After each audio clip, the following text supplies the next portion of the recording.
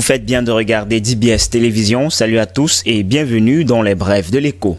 Selon Hootsuite et WeAre Social, deux organismes disposant de plateformes de suivi des flux sur les réseaux sociaux et l'Internet, le nombre d'internautes au Cameroun a atteint 9,15 millions de personnes en janvier 2021, soit plus 2,7 millions de personnes sur un an, contre 7,8 millions en janvier 2020.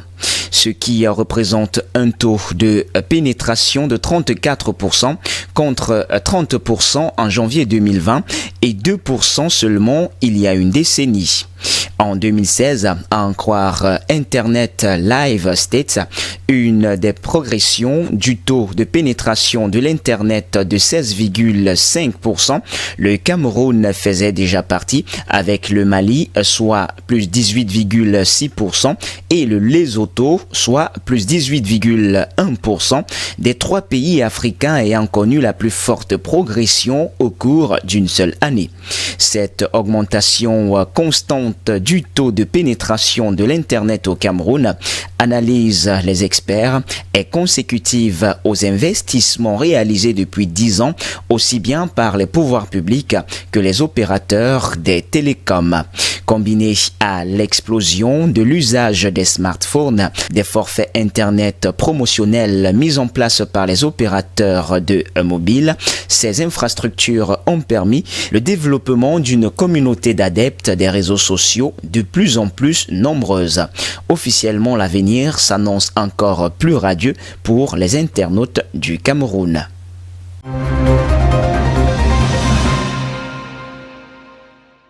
Le 10 février 2021, le Trésor public camerounais a pu lever une enveloppe de 20 milliards de francs CFA sur le marché des titres publics de la BEAC, institut d'émission des 6 États de la CEMAC, à savoir le Cameroun, le Gabon, le Congo, le Tchad, la RCA, la Guinée équatoriale, au travers d'une émission de bons du Trésor assimilable en abrégé bêta à 26 semaines. En plus d'avoir été souscrite soit à 190%, l'opération s'est dénouée à un taux d'intérêt moyen pondéré de 2,16%, révèle le communiqué publié le 12 février 2021 par la Banque centrale des États de la CEMAC. En 2020, sur les opérations de même maturité, le Cameroun affichait un taux moyen de 2,4 voire 2,7%. En ces débuts d'année 2021, donc le principal animateur du marché monétaire de la CEMAC se rapproche un peu plus de la barre de 2% de taux d'intérêt pour ses emprunts de court terme. Toute chose qui contribue à renforcer son statut de pays s'endettant le moins chèrement sur le marché des titres en Afrique subsaharienne.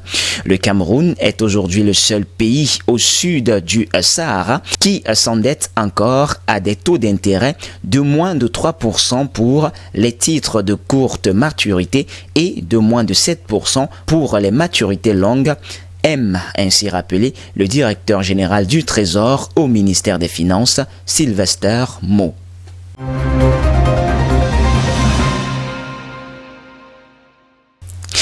Le chef de l'État, son Excellence Paul Biya, a signé le 12 février un décret portant transformation de la Société de développement et d'exploitation des productions animales, la SODEPA, en société à capital public. Cette transformation, explique le décret, permet à la SODEPA d'être dotée de la personnalité juridique et de l'autonomie financière. Des antennes, bureaux ou représentations peuvent, en tant que besoin, être créés à l'intérieur ou à l'extérieur du territoire national par résolution du conseil d'administration.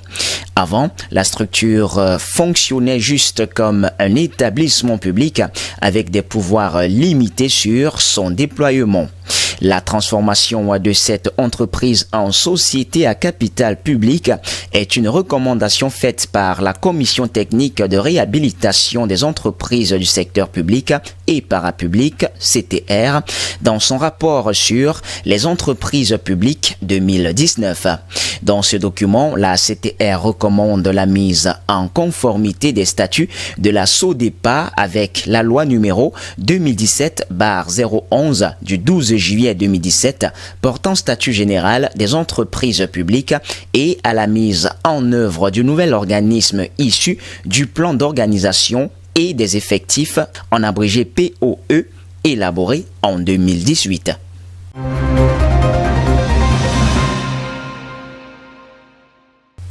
Et puis hors de nos frontières à présent, les autorités ivoiriennes peinent à lutter contre la contrebande de noix de cajou qui s'est encore aggravée l'an dernier, en particulier vers le Ghana. Comment lutter contre la contrebande de noix de cajou ivoirienne vers les pays voisins?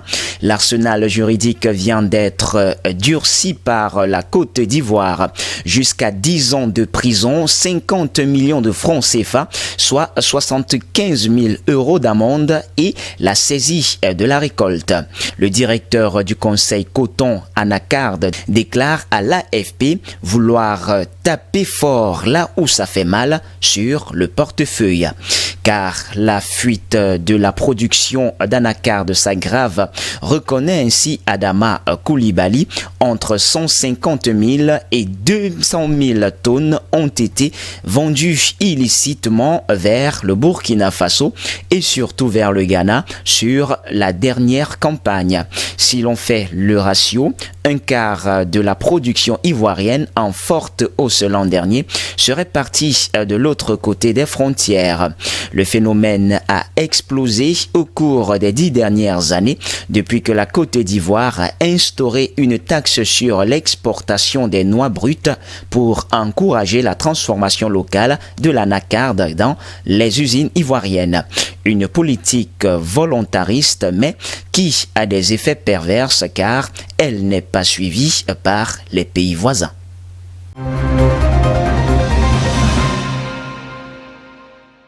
Entre 2019 et 2020, le résultat net part du groupe de BIC est passé de 176,1 millions d'euros à 93,3 millions d'euros.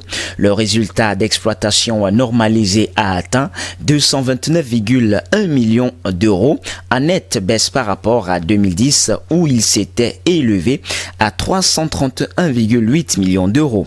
Il a représenté une marge d'exploitation normalisée, soit 14,1% contre 17% en 2019.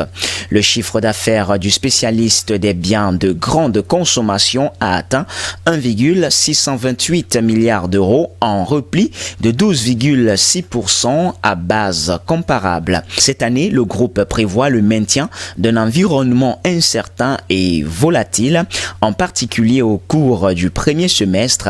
Les effets de la COVID-19 continuent d'impacter la dynamique des réseaux de distribution et les habitudes d'achat des consommateurs sur les principaux marchés. Son objectif est d'atteindre entre plus 5% et plus 7% de croissance du chiffre d'affaires à taux de change constant en 2021. Conformément à l'objectif fixé dans le plan Horizon, la génération de flux de trésorerie disponible de l'exercice 2021 devrait être supérieure à 200 millions d'euros grâce à l'amélioration des marges d'exploitation et à un contrôle strict des investissements industriels et du besoin en fonds de roulement. Eh bien, c'est tout pour les brèves de l'écho de ce jour, mesdames, mesdemoiselles et messieurs. Merci de nous avoir suivis. Les informations se poursuivent sur notre antenne d'IBS Télévision. Restez donc des nôtres, naturellement.